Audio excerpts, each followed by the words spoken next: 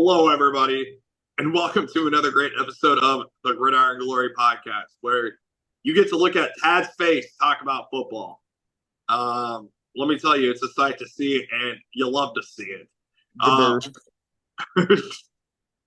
Yeah, so here we are talking about the Bengals and the Titans. Bengals win 37-27. Tad, the Bengals were struggling in the first quarter, but then came out and surged for 17 points before halftime. And then, really surged in the second half. The Titans definitely looked like they wanted to be a competent team against the Bengals. But nonetheless, Joe Burrow, having a terrific fantasy season, to say the least. 26 of 37, 271 yards, 3 touchdowns, 2 interceptions. Chase Brown, 25 carries, 97 yards, and a touchdown. So, 25 carries to 97 yards by Chase Brown, the second-year pro out of Illinois, 191 carries, that ranks 16th, 832 yards, that ranks 17th, 7 touchdowns, that's tied for 16th, averaging 4.4 yards per carry. I would say he is a very reliable second-year running back out of Illinois. And where would you rank him, Tad? Yeah, it's been an interesting season for him. Kind of started as not exactly the backup, but definitely not the lead back behind Zach Moss. And then, of course, the big injury there, he goes down out for the season. And honestly, since Chase Brown has taken over the lead role, he's done a fabulous job. I think he's helped revitalize this Bengals team to an extent. He's helped revitalize this Bengals team to an extent. And, Tad, 6-8 now.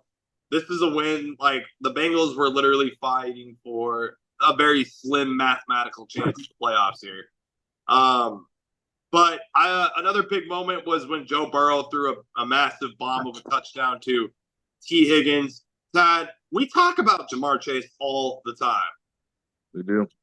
But T. Higgins, I feel we rarely have talked about him, as he's always in the shadow of Ja'Marr Chase. 50 catches, 669 yards, 6 touchdowns, 13.4. Let's pretend that Ja'Marr Chase doesn't exist for a second. Where would you rank T. Higgins amongst WR2s in the league? He's done this. He's been injured for most of the year too, so he's not been 100%. He's missed some games. I think he's the top end wide receiver 2 option. I'd say he's at least top 5 amongst wide receiver 2s. Yeah. And fantasy, like, when it comes to fantasy, he definitely puts up really good numbers as well. So Joe Burrow did get a fumble in this game. You hate to see that. As far as Bengals defense, they actually kind of stepped up their game.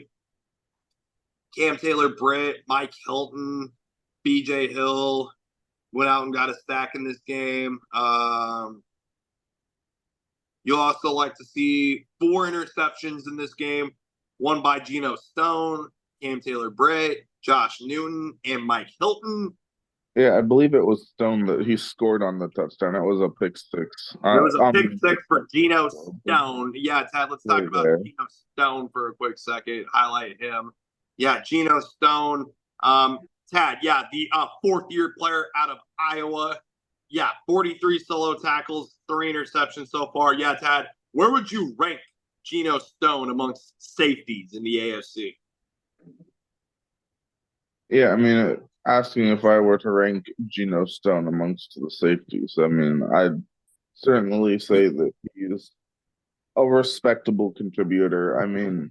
He definitely had a big year last year for the Ravens. When he was one of the top interception guys in the league. Certainly not putting up as prolific of numbers here in Cincinnati. But still, he's a very reliable defender. And if he can continue to up his play and get back to how he was playing in Baltimore, then that would help the Bengals continue their defensive turnaround. That would help the Bengals continue their defensive turnaround, absolutely. So, Yeah. Diving into the other side of the ball, the other side of the script, sorry. Mason Rudolph had 21 of 26, 209 yards, 2 touchdowns, and an interception. Um, I believe it was Will Levis got benched, if I'm correct. Yeah, I believe Will Levis got benched, and I believe he's also been benched moving forward to an extent. I believe their plan is, and I don't believe it's a concrete plan, but their plan is to start Mason Rudolph moving forward. So just another just unfortunate run for Will Levis, and I mean he's a player that I mean they wanted to see what they have, and I feel like now they have their answer. They've seen what they have in Will Levis, and the answer the benching it speaks for itself.